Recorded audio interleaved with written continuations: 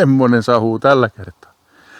Lupasin siinä otsikossa teitille, että pikatesti, millä voi testata, että onko terä kautta sahan asetukset kunnossa, niin siinähän se oli, kun jätin ton terän pyörimään sinne, virrotin lautaa. Vielä tehokkaampi testi on se, että jättää sen vaikka tukkiin, kun on vaikka pelkkaa irrottamassa.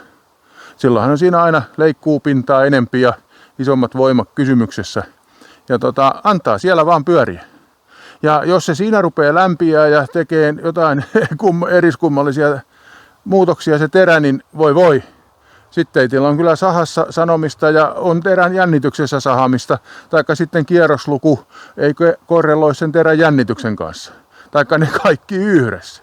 Voi kuulkaa, kun aikoinaan kun meikäläinenkin sai sahansa kuntoon, akselit suoraan ja terän jännitykset tehtiin vähän erilaiseksi. Ja oli sitten se kaveri tässä mulla mukana sahalla ja oli tuossa sahanpuikoissa kiinni ja jätti sen terän pyörimään tonne, niin mä olisin hepulin saada, kuulkaa, kun mä ajattelin, että nyt se tekee ihan hullusti, että se terä rupeaa lämpiämään ja kalppii kiinni, mutta kun asiat on, kuulkaa, kunnossa, niin se saa siellä pyöriä vaikka maailman tappii. Niin sen kuuluu toimia.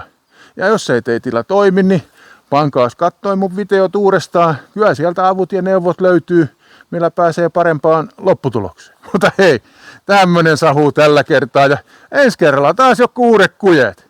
Se on morjesta!